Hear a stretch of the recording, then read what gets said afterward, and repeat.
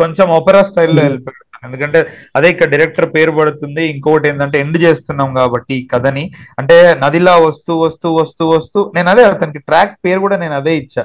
నేను ఎప్పుడైనా ట్రాక్స్ ని పేర్లతో ఇస్తా, మ్యూజిక్ డైరెక్టర్ కి మంచి ఇమాజినేషన్ ఉంటుందని. సో ఆ ట్రాక్ పేరు నేను ఇచ్చింది ఏంటంటే వెన్ రివర్ మీట్స్ ఓషన్ అని చెప్పి. సో నది పోతూ పోతూ పోతూ పోతూ ఓషన్ లో కలిసాక ఇంకొక పాయింట్ ఆఫ్ టైమ్ లో అతను లేపేసి దాన్ని సింఫనీ లెక్క పెట్టేస్తాడు అనమాట, హాలీవుడ్ స్టైల్ ఆపరా. సో ఈ మూవీ విషయానికి వస్తే ఫైనల్ కట్ వచ్చి 2 hours 15 minutes సార్. సో అంతే తీసామా లేకపోతే ఎక్స్ట్రా ఏదైనా కట్స్ వెళ్ళాయా సార్? మీరు ఎడిటర్ కాబట్టి. యాక్చువల్లీ నేను ఫస్ట్ 245 అన్నా, ఓకే ప్రొడ్యూసర్స్ లేదమ్మా 230 పెట్టుకుందాం సేఫ్ అన్నారు. ఓకే సో మొత్తం అంతా చూసిన తర్వాత వాళ్ళకి వచ్చిన అభిప్రాయాలు బట్టి కొంచెం తీయచ్చు ఇంకా అని అన్నారు. ఓకే అంటే అప్పుడు ఆ 230ది కాస్త 217 చేసాం అంతే. సో ఇప్పుడు డిలీటెడ్ సీన్స్ లో ఏముంటది అంటే, కార్తిక్ వచ్చి వాళ్ళ మదర్ తో కూర్చున్నప్పుడు డైలాగ్ చాలా పెద్దగా ఉంటది అనమాట కొంచెం. ఓకే అంటే అందులో ఒక బ్యూటిఫుల్ డైలాగ్ ఉంటది, నేను చెప్తా.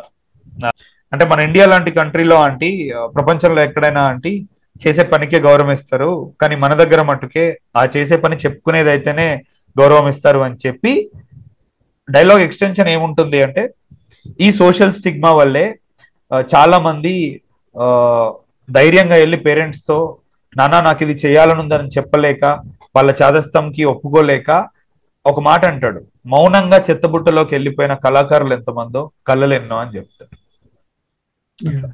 ఈ రోజు మనము సాఫ్ట్వేర్ లో ఉన్న చాలా మందిని చూస్తాం, కానీ వాళ్ళందరూ ఒకప్పుడు ఇలా మౌనంగా చెత్తబుట్టలోకి వెళ్ళిపోయిన కళలు ఎన్నో కళాకారులు ఎంతమందో అంటాడు. అదన్నీ తీసేసా. ఇంకా మా ఏడీస్ అయితే అసలు అన్న వద్దన్న, చాలా అద్భుతంగా ఉందన్న డైలాగ్ అంటే నేను అదే చెప్పా, ఇదే మనం నేర్చుకోవాలి, ఇదే మీరు నేర్చుకోవాలి. ఒకటి అందంగా ఉంది బాగుంది కాబట్టి కాదు, నాకు దాని వల్ల లెంత్ పెరుగుతుంది.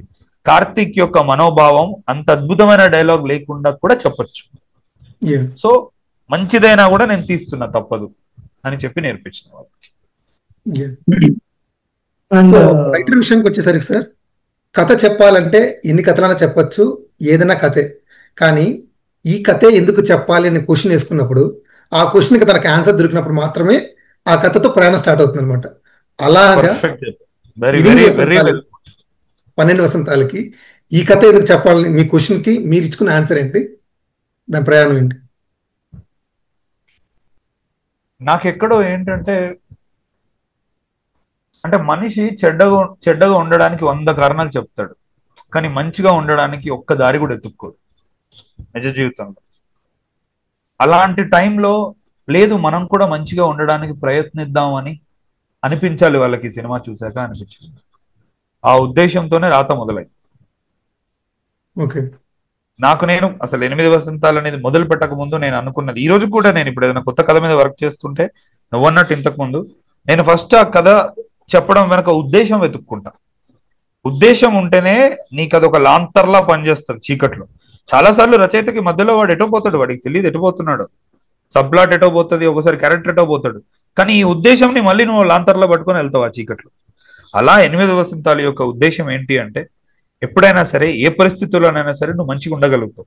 నీకు ప్రమోషన్ వస్తుందని చెప్పి వాడు ఆగిపోలేదు, ఈ ప్రమోషన్ భాడమే జానేదో, ఈ చెత్తబుట్టలో పడేద్దాం, దాని సంతోషం కంటే నాకు ఎక్కువ కాదు. అనిత అంతే, మాస్టర్ అంతే. సో నా ఉద్దేశంనే ఈ పాత్రలన్నిటితో నేను పంచిన. పరిస్థితి ఏదైనా సరే నువ్వు బాగుండగలుగుతావు, మంచిగా ఉండగలుగుతావు. అదే తారాస్థాయికి పోయిందంటే, అసలు ప్రేమిస్తే ఇంకా మనం కలుసుకోవాల్సిన అవసరం కూడా లేదనే స్థాయికి సంజయ్తో చెప్పించడానికి ప్రయత్నించాను. ఈ కథ ఇంత ప్రపంచంలో శుద్ధి వాళ్ళ నాన్నతో గడిపిన మూమెంట్స్ అయితే ఉంది. శుద్ధి వాళ్ళ నాన్న వెలితి, ఆ వెలితిని చూపిద్దాము, రాణిమాలని కూడా చూపించిన మనం శుద్ధి వాళ్ళ నాన్నని కూడా ఆ కథని ఏదైనా చూపించిందచ్చు కదా. అంటే తండ్రి లేని కూతురుగానే పోట్రీ అవ్వాలా అన్నట్లుగా. అవ్వాలి, అవసరం అది. ఎందుకంటే తన బ్రతుకేం పూల పాన్పు కాదు అనేది తను లేదు అన్నప్పటి నుంచే మనకు మొదలవుతుంది. అంటే imagine it's household where only there are 2 women. చాలా సార్లు వాళ్ళకి చాలా ఇబ్బందులు ఉంటాయి. అలాంటి వాళ్ళే ఇప్పుడు స్ట్రాంగ్ హీరోస్ గా అవ్వగలుగుతారు. ఆమె ఏం చేసినా దాని వెనక ఆమెకి ఆ సర్వైవల్ స్ట్రాంగ్ ఉండాలి, నాన్న లేడు కాబట్టే. కానీ ఎంత వల్నరబుల్, మళ్ళీ అంటది వరుణ్ ప్రపోజ్ చేసినప్పుడు, లోపల చాలా గోడలు కట్టుకున్నాను వరుణ్ మా నాన్న చనిపోయినప్పటి నుంచి అంట. సో పాపం ప్రతిరోజు ప్రయత్నమే చేస్తుంది ఆ అమ్మాయి, బాగా ఉండాలి. అందుకే తల్లి అంటే అంత ఇష్టం. వీళ్ళు ఎంతసేపటికి సంజయ్ సంజయ్ సంజయ్ సంజయ్ అంటారు కానీ, ఒరే సంజయ్ కాదురా ఇక్కడ సంజయ్ని నువ్వు బట్ట ఇప్పుడు ఏమంటది, నేను ఒక్కసారి వద్దనుకుంటే గాలికైనా సరే బట్ట కూడా రాదన్న అమ్మాయిని పట్టుకొని మీరు అరే సంజయ్కి ఆ అమ్మాయి ప్రేమ చెప్పట్లేదు మదర్ కోసం అంటే ఏం విలువ లేదరా మీకు మదర్ అంటే? ఆ వాళ్ళ మదర్ ని ఈషన్ మాత్రం కూడా వాళ్ళ మదర్ ని నొప్పించద్దు అనుకుంటుంది ఆ అమ్మాయి. అది కనపడట్లేదా అక్కడ? ఎంతసేపు శుద్ధికి వెళ్ళి వాళ్ళ మదర్తో గొడవ పెట్టుకోవడం? అది కాదు కదా, అది కాదు ఆ అమ్మాయి అనే కదా నేను చూపిద్దాం అనుకునేది. కించిత్ కూడా వాళ్ళ అమ్మని బాధ పెట్టద్దు. డాక్టర్ అంటాడు స్ట్రెస్ గురి చేయొద్దు. వాళ్ళ అమ్మకి ఫస్ట్ నుంచి పెద్ద ఫ్యామిలీకి ఇచ్చి చేయాలి, మన దగ్గర ఫ్యామిలీ లేదు, వెలితి వెలితి వెలితి అని అనుకుంటుంది. అట్లాంటిది మళ్ళీ వాడు ఆర్ఫనే కదా, అక్కడ కూడా అమ్మని నేను ఎక్కడైనా నొప్పించాల్సి వస్తుందేమో అని కూడా అంటదా. అరే అమ్మాయి అన్వలప్ కూడా చూడదు, నువ్వు చూసావు కదా అంటదా అమ్మాయి వాడిని చేసుకో అంటే. అక్కడ కూడా అడిగినప్పుడు ఏమంటావని బుగ్గ పట్టుకొని అడిగితే కాసేపు ఆగుతుంది. ఆగిన దాంట్లోనే మనకు ఒక సముద్రం ఎత్తుక్కోవచ్చు మనం. ఆగి ఒక నిట్టూర్చి అప్పుడు ఆమె వైపు చూసి నువ్వు అంత సంతోషంగా ఉంటే నాకేమీ పర్లేదు అంటది. అందులో ఏం ఎత్తుక్కున్నోడికి ఎత్తుకున్నంత కనబడుతుంది. అవన్నీ వదిలేసి ఏదేదో మాట్లాడుతుంటే పాత్ర ఇక అది నేను వాళ్ళ లాస్ అనుకుంటా. నీకు అందులో చాలా ఔన్నత్యం కనబడుతుంది. అరే దట్ డజంట్ మేక్ వీక్నెస్. వీళ్ళకి అర్థం అవ్వట్లే సాక్రిఫైస్ అనేది వీక్నెస్ ఎప్పుడూ కాదు. సాక్రిఫైస్ అనేది ఇట్స్ ఎ గ్రేటర్ ఎలిమెంట్. ఈ మోడర్న్ లైఫ్ స్టైల్లో దేన్నన్నా సాక్రిఫైస్ చేస్తే ఈ బిజినెస్ స్కూల్స్ బి స్కూల్స్ ప్రతిదాన్ని వెళ్ళి నువ్వు సాధించుకుంటేనే నువ్వు విన్నర్వి లైఫ్ లో అని పోర్ట్రే చేసే కల్చర్ లో నువ్వు ఏదైనా సాక్రిఫైస్ చేస్తే అది వీక్నెస్ అనే అనుకుంటారు అందరూ. కానీ ట్రూత్ అది కాదు. ఆమె ఒక లెజెండరీ స్టఫ్ ఆమె అక్కడ. అరే తండ్రి మాట కోసం తృణప్రాయంగా రాజ్యాన్ని వదిలేసిన రాముడు. మన చరిత్ర చూసుకుంటేనే అది ఉంది. దేనికోసం ఏది వదిలేయాలో తెలుసుకోవాలి కదా మనం. ఆ కథ మొదలైనప్పటి నుంచి అంటే ఆ పాత్ర యొక్క అవసరం పడలేదు అతన్ని చూపించడం. అంటే నా మీనింగ్ ఏంటంటే ఒక డిపెండెంట్ లేకపోతే ఆ ఫ్యామిలీలో స్ట్రాంగ్ అనేది వస్తుంది కదా. అంటే అది ఇక్కడ వర్తించదు. ఎందుకంటే ఒకటి వీళ్ళు ఫినాన్షియల్లీ వెల్ ఆఫ్ ఉన్న కుటుంబం. అంటే మనకి ఇప్పుడు వాళ్ళకి అయోధ్య ఎస్టేట్స్ అని సొంతగా వాళ్ళకి కాఫీ తోటలు ఉంటాయి. అంటే ఫినాన్షియల్లీ చాలా వెల్ ఆఫ్ పొజిషన్ లో ఉన్నారు. వాళ్ళకి ఒక మధ్యతరగతి కుటుంబంకి ఉన్న ఏ పంచాయతీ అట్లాంటిది వాళ్ళకి లేదు. వాళ్ళకు ఉన్నదంతా ఒక లాంగింగ్. అరే మనం కూడా ఎవరికో చెందాలి, మనకు కూడా ఒక ఫ్యామిలీ కావాలి అనేది. వాళ్ళది వేరే రకమైన ప్రాబ్లం. కార్తీక్ ఒక రకమైన ప్రాబ్లం, సంజయ్ ఒక రకమైన ప్రాబ్లం, వరుణ్ ఒక రకమైన ప్రాబ్లం. సో శుద్ధిది ఏంటంటే అదంతా చాలా సెన్సిటివ్ థింగ్ అది. అంటే చిన్నప్పటి నుంచి వాళ్ళ మదరు ఆమెను ఒక పెద్ద ఫ్యామిలీలోనే ఇచ్చి పెళ్లి చేయాలి అనే కోరిక. ఈ అమ్మాయి కూడా సరే మా అమ్మ అన్నిటికంటే నాకు హైయెస్ట్ ప్రయారిటీ అనుకునేది. ఇది పీపుల్ కి మిగతా అర్థమైనంత అర్థం అవ్వవు. ఇది నిజ జీవితంలో కూడా అర్థం అవ్వదు. So I don't expect them to understand in cinema with that scale. So అందుకనే ఏంటంటే ఇక్కడ డిపెండెంట్ మనం చూపించడం వల్ల అమ్మాయి స్ట్రెంగ్త్ తగ్గిపోకపోవడం అనేది ఏం లేదు. ఫస్ట్ నుంచి నేను ఏమనుకున్నానంటే తండ్రి లేడు, కానీ తండ్రి యొక్క ఉనికి, అస్తిత్వం, బలం ఆమెలో ఎప్పటికీ ఉంటది అనేది నేను నమ్మిన. ఆర్మీ డాటర్స్ మీరు రియల్ గా చూస్తే కూడా, అంటే నాకు అంతకుముందు కొంతమంది వాళ్ళ ఫ్రెండ్స్ ఉండేవాళ్ళు సికింద్రాబాద్ కంటోన్మెంట్ ఏరియాలలో. ఆర్మీ వాళ్ళ పిల్లలు చాలా డిఫరెంట్ గా ఉంటారండి వేరే వాళ్ళకంటే. అంటే వాళ్ళు ఒకటి చాలా తిరుగుతూ ఉంటారు దేశమంతా, ఇంకొకటి వాళ్ళు చాలా డిసిప్లిన్డ్ ఎన్విరాన్మెంట్ లో పెరుగుతారు పొద్దుటి నుంచి. అంటే వాళ్ళ ఫాదర్ చూసినప్పుడు అంటే దేశం గురించి ఇలాంటి మొరాల్స్ వాళ్ళ ఇంట్లో వేరేలా ఉంటాయి అన్ని. నువ్వు అది కూడా ఆలోచించాలి కదా, క్యారెక్టర్ యొక్క బ్యాక్ స్టోరీ. ఆ అమ్మాయికి స్ట్రెంత్ ఎక్కడి నుంచి వచ్చిందంటే in a place where the father talks always about sacrifice and being there for higher ideals like country and all. నువ్వు ఆమె నుంచి ఏం ఎక్స్పెక్ట్ చేస్తావు? అట్లా నేననేది చాలా లాంగ్ స్టఫ్ ఉంది అందులో. ఇంకోటి మనం ఆ 25th అనేది వాడడానికి కూడా కారణం ఏంటంటే ఎక్కడో ఒక చిన్నపాటి ట్రోప్ అది. అంటే ఓకే మనం ఈ ఇయర్ లో ఈ రోజు ఉన్నాం, ఈ కథ డిసెంబర్ లో జరుగుతుంది అని చెప్పడానికి. December 25th is a very popular date. First thing, చాలా క్రిస్మస్ అంటే చాలా క్లియర్ గా గుర్తుండిపోతుంది, అందుకని అది వాడిన.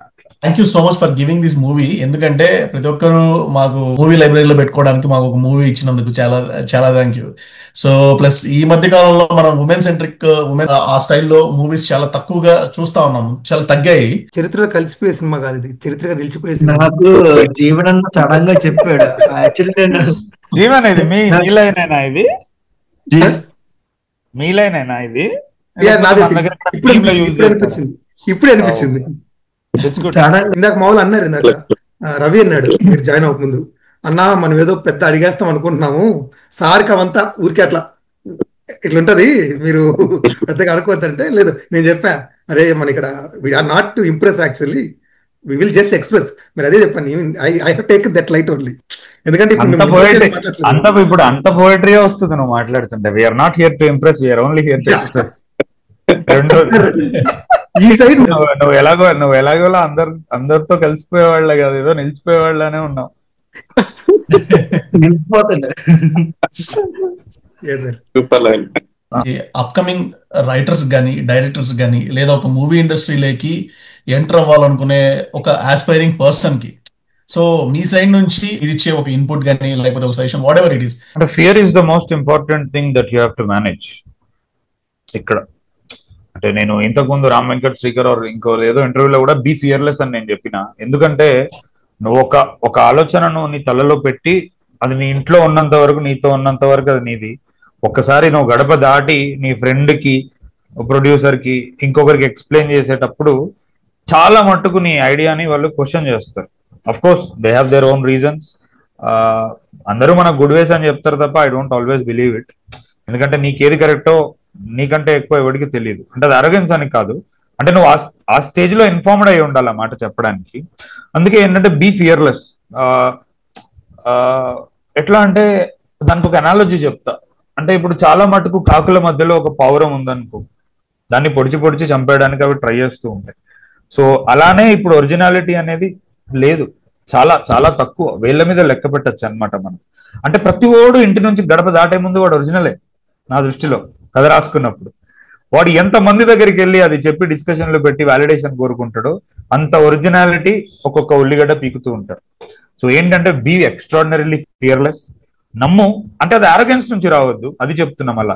అంటే నీ నమ్మకం ఉన్న పొగరు అనేది ఎన్నో నిద్రలేని రాత్రులు నువ్వు నేర్చుకున్న దాంట్లో నుంచి రావాలి తప్ప నేను ఇదే రాసిన ఇదే కరెక్ట్ అని అక్కడ రావద్దు.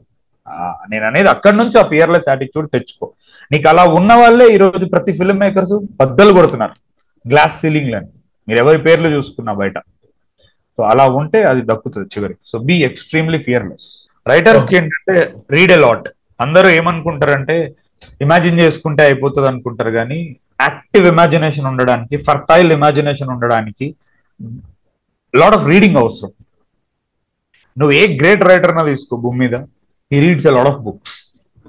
సో అంటే నీ తలని నువ్వు ఓపెన్ చేసుకోవాలి వేరే విస్తాస్ కి, వేరే విండో పాసిబిలిటీస్ కి. అది కూర్చొని డిస్కషన్ చేసి గప్పా గప్పా కొడితే రాదు. నువ్వు పుస్తకాలు ఓపెన్ చేయాలి, వ్యక్తిత్వాలు, ప్రపంచాలు, మైదానాలు నువ్వు ఎన్నెన్నో తిరగాలి. చూసినప్పుడు అప్పుడు నీకు పాత్ర ఇలా ఏంది, కథ యొక్క శిల్పం ఏంది అనేది పుస్తకంలో నుంచే నువ్వు తెలుసుకుంటావు. So read a lot to be a good writer. ఇక to be a great writer అనేది ఇన్ ప్రాసెస్ లో జరుగుతుంది. Thank you sir, thank you so much for that suggestions. So overall గా పిక్చలైట్ టీం గురించి మీకే, ఐ మీన్ ఓవరాల్ గా ఈ సెషన్ మీకు ఎలా అనిపించింది అది చెప్పండి.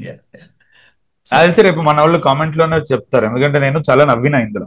అందరు ఏమనుకుంటారు జనరల్ గా, నేను సీరియస్ వ్యక్తిని, ఎవరితో అయినా కూర్చున్నప్పుడు అన్న ఒక్కసారైనా మీరు నవ్వండి అంటారు. నవ్వు అనేది అవతల వ్యక్తుల్ని బట్టి నాకు వస్తుంది. ఎవరెదురుగా కూర్చున్నా మనం నవ్వలేం. అంటే ఇక్కడ నాకు ఆ స్పేస్, నాకు ఒక ఎనర్జీ ఉంది, షేర్డ్ ఎనర్జీ ఉంది. మనందరం ట్రూగా ఎవరో ఇప్పుడు అంటే జర్నలిస్ట్ లని నేను అనట్లేదు, నేను ఈ ప్రాసెస్ లో నేను ఎంతమందితో కూర్చున్నా మీరే చూసిండ్రు వీడియోలలో. నాకు ప్రతి ఒక్కరితో కూర్చున్నప్పుడు నేను ఏదో నేర్చుకుంటా. అరే ఇది రైట్ స్పేస్ కాదు, ఇక్కడ ఏదో జరుగుతుంది, వీళ్ళు సినిమా గురించి మాట్లాడట్లేదు, సినిమా జస్ట్ కారణం అంతే ఇక్కడ కూర్చోడానికి, సినిమా కాదు అనిపించింది. బట్ ఇక్కడ అట్లా కాదు, మనం దేనికోసం కూర్చున్నాం మనం అదే మాట్లాడాలి. అందుకని నేను చాలా ఫన్నీగా, హ్యూమరస్ గా నాకు తెలియకుండానే అయిపోయినా, which itself explains that all you people really are good at what you want to do. అంటే ఇంకోటి, మీరెవరు సినిమాకి సంబంధించిన వాళ్ళు కూడా కాదు, మళ్ళీ మీకు ఇది అవసరం లేదు. It's not for your genuine passion. రాత్రి 12:30కు మనం ఏం చేస్తున్నాం ఇక్కడ, you have your own work. ఇది మండే, మళ్ళీ I know what Monday means for all you people. So that explains it all. Keep continuing it. మీకు హార్డ్ డేస్ ఉంటాయి, bad days ఉంటాయి, సమ్ టైమ్స్ కంటెంట్ సరిగా రిసీవ్ అవ్వదు. మీరు చాలా expect చేసి ఇది బాగా బ్రెయిన్ స్టార్మ్ చేసాం, బాగా మాట్లాడాం అనుకున్న దానికి అంత రాకపోవచ్చు, ఒక్కోసారి ఫాల్తూ విషయంకి రావచ్చు. సో రెండిట్లో కన్సిస్టెంట్ గా ఉంటే మంచిగా ఉంటుంది. నాకు తెలిసిపోతుంది అబ్బా, ఎవరైనా పేజ్ పంపిస్తే చూస్తేనే తెలిసిపోతుంది, ఓకే ఈ గైస్ కి జెన్యున్ గా సినిమా మీద ఇంట్రెస్ట్ ఉంది. అండ్ మీలో ఎవరు అంటే మన వేణు ఒక్కడు తప్ప మనోడు ఇంకోడు కొంచెం ఎడిటింగ్ కూడా టచ్ ఉందని చెప్తే, మీరందరూ వర్క్ లో ఉన్నారని నాకు వేణు చెప్పాడు. వాళ్ళు ప్రొఫెషనల్స్ అన్న వర్క్ చేస్తారు, సో నైట్ కి వాళ్ళు టైర్డ్ అయిపోవచ్చు అని. సో ఇట్లా ఉండి కూడా మీరు సినిమాకి ఏదో సర్వ్ చేయడం నిజంగా it's very good and we have to thank you all. అంటే ఎందుకంటే చెప్తా, ఇప్పుడు మనకి కాంట్రవర్సీ అది జరిగినప్పుడు మీరు జెన్యున్ గా బాధపడ్డారు. అంటే ఎంత పెద్ద ఎందుకులే అది తీయడం ఎవరి గురించి, కానీ మీరు జెన్యున్ గా బాధపడ్డారు ఆ రోజు.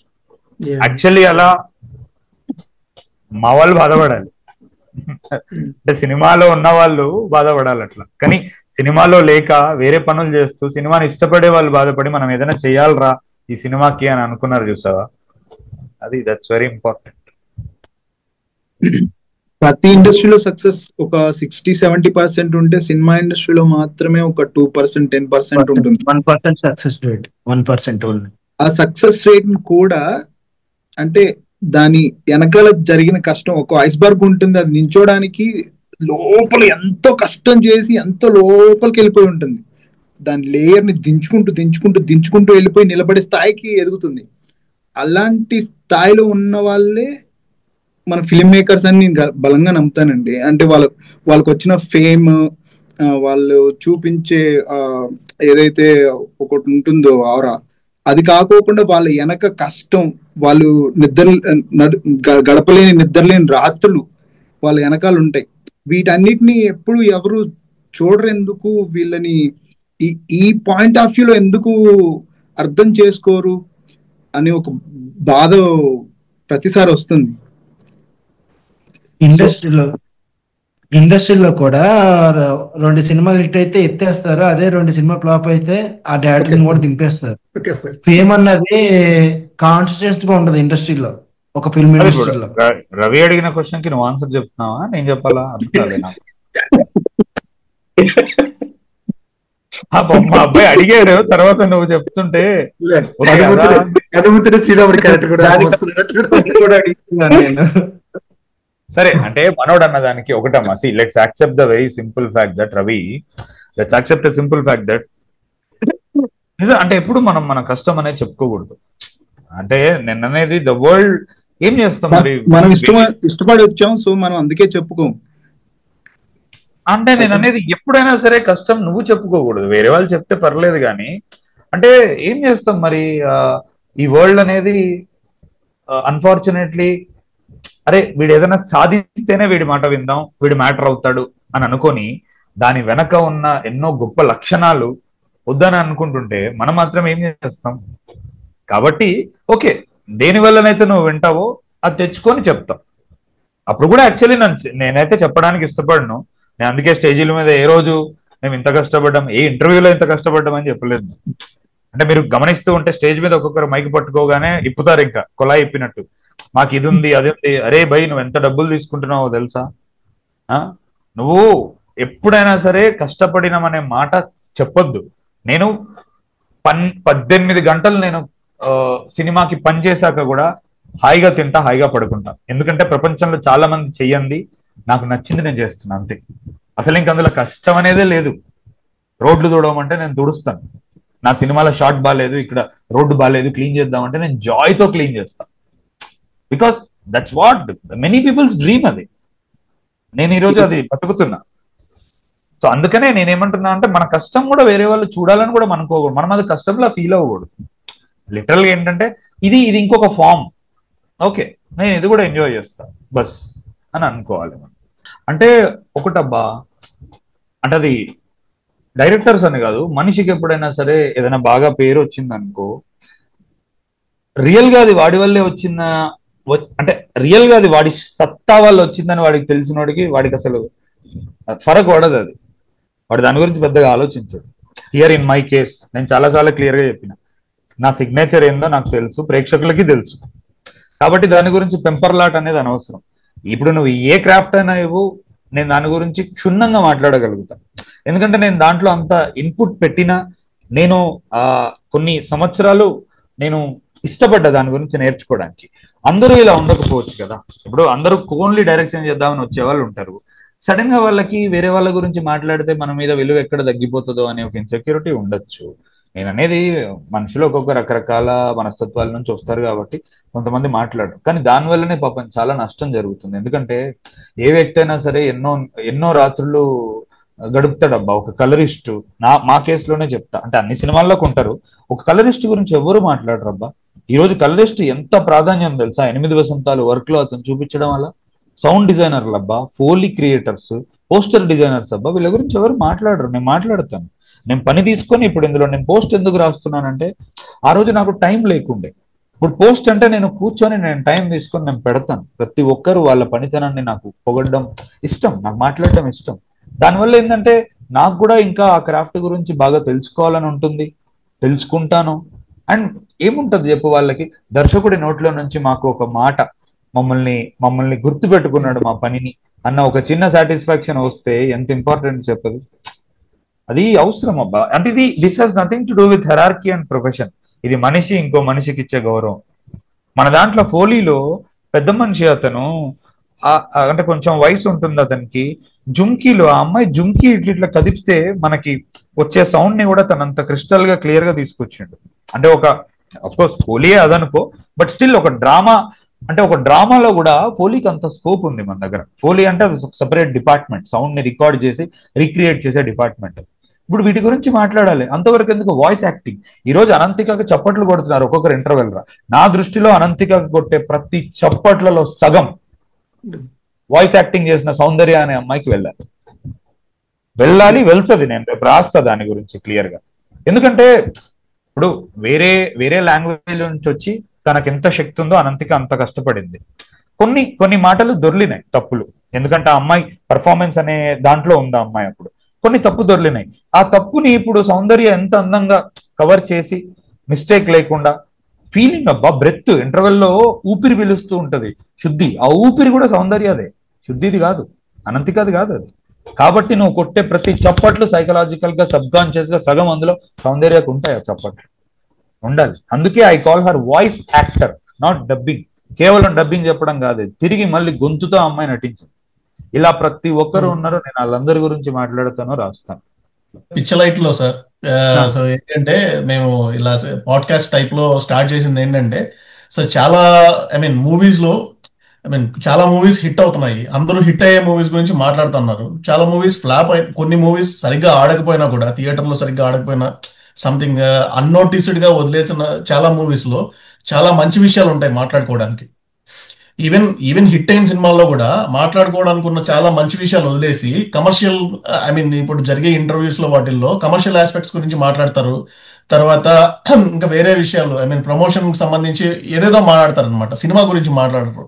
సో మేము అదే ఆలోచించుకునేసి మేమేంటంటే కేవలం కొత్త సినిమాలు, పాత సినిమాలు, చాలా మంది ఈ కాలం ఇప్పుడు 20 లైక్ ఇప్పుడు మన జెన్ ఆల్ఫా కిడ్స్ అంటున్నారు కదా, సో ఇలాంటి వాళ్ళకి అందరికీ మన పాత సినిమాల్లో మన 80s లో 90s లో ఇప్పుడు మళ్ళీ ప్లస్ ఇప్పుడు అప్కమింగ్ సినిమాల్లో సినిమా ఎలాంటి సినిమాలు తీశారు, ఎలాంటి సినిమాలు తీస్తున్నారు, సో దాంట్లో ఉన్న ఏ మంచి విషయాలు, వాటన్నిటి గురించి ఈ జనరేషన్ వాళ్ళకి తెలియజేసేలాగా, అర్థమయ్యేలాగా మాట్లాడదాము అని చెప్పేసి ఆ ఉద్దేశంతో మేము ఇలా స్టార్ట్ చేసాం సార్. సో విచ్ మీన్స్ పిచ్చలైట్ ఇస్ నాట్ సో పిచ్చలైట్. ఈజీగా తీసుకునేయాల్సింది కాదనే కదా, మనకు తెలియదు ఇంతమంది మనం ఎప్పుడు కూర్చోలేదు. అలా దాచేయచ్చు ఒకరినని నాకు తెలియదు. It was a good discussion, అంతే కదా. We talked a lot of things. అన్ని సెషన్స్ లో నేను నార్మల్ గా ప్రతి మూవీ గురించి యాక్చువల్ గా ఒక డెడికేటెడ్ పోయం రాసి చేస్తా ఉంటాం అనమాట. నేను మాకు లేదా మరి ఇప్పుడు గిరీష్ కి తెలుసు నువ్వు ఆన్సర్ చెప్పినవా లేదా. నేను చెప్తా, I try to make it more clear. ఇప్పుడు జనరల్ గా ఇప్పుడు వేణు ఏమన్నాడు, నేను హోప్ తీసుకుపోయినా అన్న. నేను ఉన్న కరెంట్ సినారియోలో పరిస్థితుల్లో ఒక సినిమా చూసి నాకు ఏదున్నా పర్లేదు, మనకంటూ మంచి రోజు వస్తుంది అనేది నాకు ఈ సినిమా నేర్పింది అన్నట్టు అన్నాడు. మన ఇప్పుడు శ్రవణ్ చూస్తే is very clear about self respect అనేది మనం చాలా ఇంపార్టెంట్ ఏ సిచ్యువేషన్ లోనైనా. సో నాకు అదే అర్థమైంది సార్. నేను నా డాటర్ కూడా అదే చెప్తా, ఈ అమ్మాయిని అర్థం చేసుకుంటే నీకు సెల్ఫ్ రెస్పెక్ట్ తెలుస్తుంది అని. ఇప్పుడు మన అవినాష్ కూడా క్లియర్ గా చెప్పాడు, అంటే ఎటువంటి నెగటివ్ పరిస్థితుల్లో మనం లైఫ్ లో ఉన్నా అందులో కూడా పాజిటివ్ వెతుక్కోవచ్చు. ఎందుకంటే ఇప్పుడు మనోడి పిఓవిలో చూస్తే చాలా పెయిన్ ఉంది అప్పుడు అతనికి, అరే నేను కరెక్టే నాకు అంత అర్హత లేదా అమ్మాయి అంటే, అయినా కూడా అనే పొజిషన్ లో కూడా మనోడు ఏదో ఎత్తుక్కొని ఆ పుస్తకం తీసుకొని ఏదో అయ్యాడు, నాకు అది బాగా నచ్చిందండి అని అన్నాడు. రవి నువ్వేమన్నావు? డిగ్నిటీ అండి. అంతే అంతే, 1 పాయింట్ లో చెప్పేసావు. డిగ్నిటీ అని చెప్పేసి ఎవరి మీద నింద లేకుండా ఉండగలగడమే డిగ్నిటీ. సాధ్యమైనంత వరకు అట్లా ఉంటే చాలు, నాకు ఈ క్యారెక్టర్ నేర్పింది అని.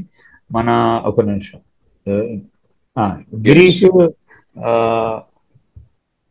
గిరీష్ ఏమన్నాడంటే తను కామ్, అంటే తనకి ఏ పరిస్థితుల్లో ఉన్నా ఎట్లున్నా కొంచెం కేయాస్ అది ఇది చుట్టుపక్కల ఉన్నప్పుడు నేను కొంచెం ఆ కామ్నెస్ కి ఆ పీస్ కి ఈ పాయింట్ ఆఫ్ టైమ్ లో నేను ఈ సినిమాకి మళ్ళీ రీవిజిట్ చేస్తా అన్నట్టు అన్నాడు అట్లా. సో అంటే ఇవన్నీ నాకెందుకు గుర్తున్నాయి అంటే రియల్ గానే సినిమా ఏదైనా ఇస్తే గుర్తుంటది. ఇప్పుడు నాకు అష్టావధానం అనేది కనిపిస్తుందండి ఇక్కడ. ఎందుకు మేమందరం అందిస్తున్నాం, మీరు అవధాని అంటే I pay very good attention to people. అంటే this is another proof that నేను ఇక్కడ ఎంత ఇష్టంగా కూర్చున్నా అని చెప్పాను. నాకేదో మెమరీ వల్ల ఒక్కసారి రికలెక్ట్ అవ్వకపోవడం వేరు, కానీ చెప్పిందంతా ఇప్పుడు పెట్టేశాక కూడా నాకు గుర్తుంటది. But now is coming to lime light because you are having a cinema which you have given. ఇదెలా ఎలా అనిపిస్తుంది sir actual? That's only making me more responsible with what I come next. ఎందుకంటే అందులో 2 ఉన్నాయి. ఒకటి నాకు కంప్లీట్ డిఫరెంట్ జాన్రా చేయాలని ఉంది, దాని మీదనే జరుగుతున్నాయి వర్క్స్. ఆల్రెడీ స్క్రిప్ట్ స్టార్ట్ అయింది, it's coming out beautiful. 2 scripts రాస్తున్నా ఒకేసారి.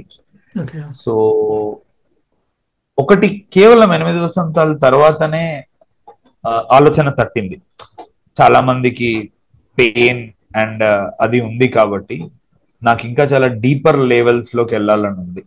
Trying to touch people, trying to heal them. So అంటే నేను యాజ్ అ క్రియేటర్ నేను అంతే తిరిగి ఇవ్వగలను for all their love and admiration and fandom.